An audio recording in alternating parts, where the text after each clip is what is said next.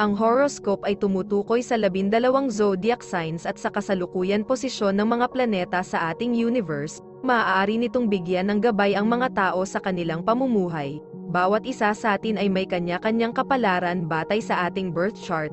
May mga kilala at tanyag na tao sa mundo ang naniniwala at gumagamit ng astrology upang mag-manifest ng kanilang mga hinahangad sa buhay. Gayunpaman, ang sinuman ay malayang magdesisyon para sa kanyang sarili. Ito ay gabay lamang. Huwag kalimutan mag-subscribe sa Cosmic Intuitive para lagi kang may guidance. Mag-like, comment at share sa ating mga videos kung na-appreciate mo. Salamat!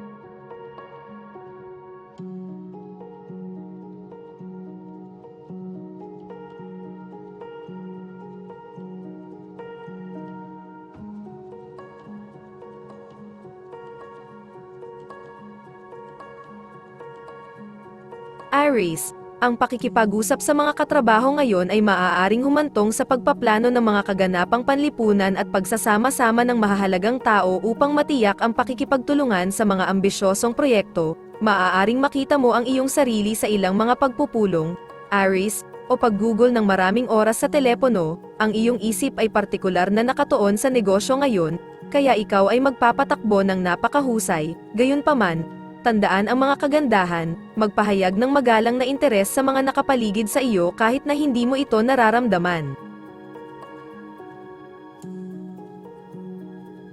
Taurus, maraming mga papeles, marahil ay may kinalaman sa mga kontrata, ay maaaring humantong sa pinansyal na kita sa trabaho.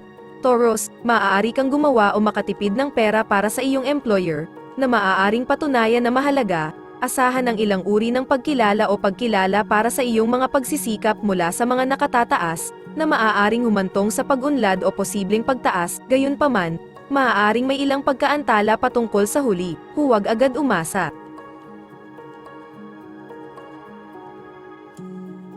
Gemini, ngayon ay maaaring gusto mong ilagay ang iyong likas na kahulugan sa negosyo sa paggawa ng isang tagumpay ng isang pet na proyekto ng iyong sarili. Ito ay isang magandang ideya, Gemini, dahil ang lahat ng mga palatandaan ay nagpapahiwatig na anuman ang iyong simulan ngayon, maging ito ay para sa iyong employer o sa iyong sarili, ay maaaring humantong sa tagumpay. Maaari mong, gayunpaman, mahanap ang iyong sarili na gumagastos ng kaunting pera kaysa sa karaniwan mong pag-aalaga. Huwag pigilan ang iyong sarili, ngunit mag-ingat.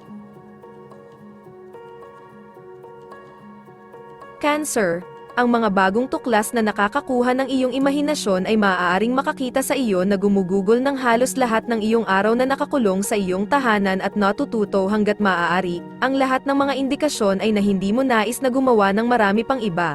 Cancer, ngunit mahalagang tandaan na magpahinga at mag-ehersisyo sa buong araw. Ang paggalaw ng katawan at pag-alog ng mga kinks sa iyong mga kalamnan ay makakapagpatuloy din sa iyong isip. Leo, maaaring may mga plano kang makipagkita sa mga kaibigan, at malamang na inaabangan mo ito. Gayunpaman, Leo, maaaring makahadlang ang mga pagkaantala, bagamat malamang na hindi mo hahayaang pigilan kanila. Ang iyong konsentrasyon at tiyaga ay parehong mas mataas kaysa sa karaniwan, kaya hindi malamang nasusuko ka sa anumang bagay na sisimulan mo ngayon. Sa makatuwid, ito ay isang magandang araw upang simulan o ipagpatuloy ang mga proyektong napakahalaga sa iyo. Virgo, ang iyong pagsusumikap sa trabaho ay maaaring mukhang sa wakas ay nagbunga. Virgo, dahil ang lahat ng mga palatandaan ay nagpapahiwatig na ang isang pagtaas, promosyon, o iba pang paraan ng pag-unlad ay darating sa iyo, ang iyong ambisyon at konsentrasyon ay humantong at patuloy na haantong sa makabuluhang tagumpay, na malamang na hindi makatakas sa paunawa ng mga nasa itaas mo sa hierarchy. Gumuhit ng kasiyahan mula sa iyong mga tagumpay at magpatuloy kung ano ka.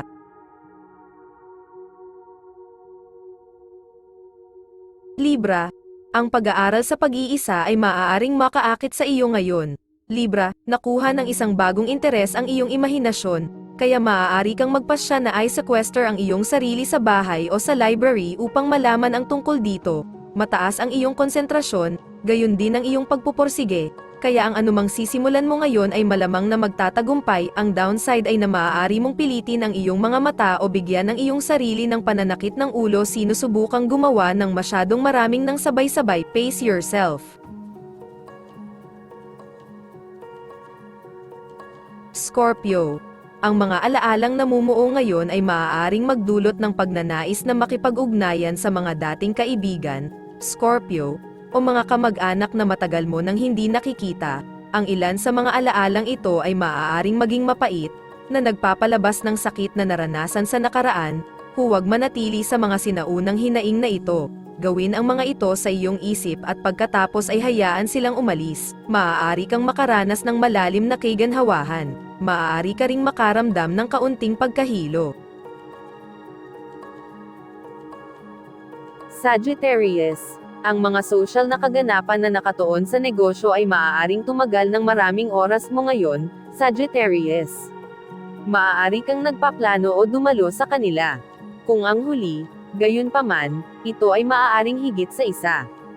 Pakiramdam mo ay lalo kang palakaibigan sa oras na ito, kaya dapat kang gumawa ng magandang impresyon at posibleng magkaroon ng ilang mga bagong kaibigan.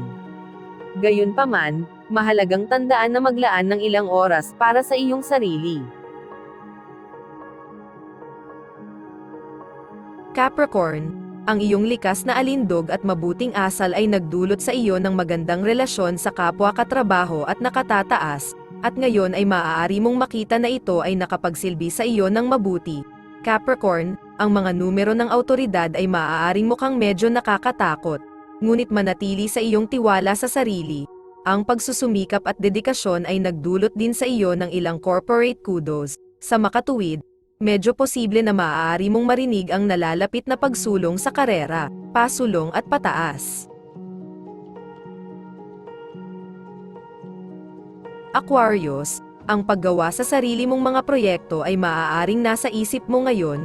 Aquarius, maaari silang kasangkot sa pag-aaral ng ilang uri o sining, posible na maaari mong isaalang-alang ang mga makabagong paraan upang kumita ng dagdag na pera. Ang lahat ng mga palatandaan ay nagpapahiwatig na ang anumang negosyo na sinimulan o ipinagpatuloy ngayon ay malamang na magtagumpay, kaya pumunta dito. Gayunpaman, mahalagang ibigay ang anumang pinagsusumikapan mo ng maraming pag-iisip bago ito iharap sa iba.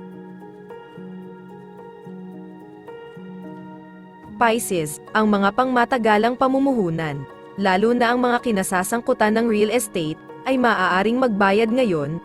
Pisces, kung naisip mong bumili o magbenta ng bahay, ito na ang oras para gawin ito. Ang lahat ng mga palatandaan ay nagpapahiwatig na ang iyong pasensya ay malamang na magbunga, kaya kahit isa sa iyong matagal ng layunin ay dapat magdulot ng tagumpay ngayon. Gayon din, kung pinag-iisipan mong mag-invest ng kaunting pera sa iyong bahay, tulad ng remodeling o pagbuo ng karagdagan, simulan ang pagpaplano ngayon.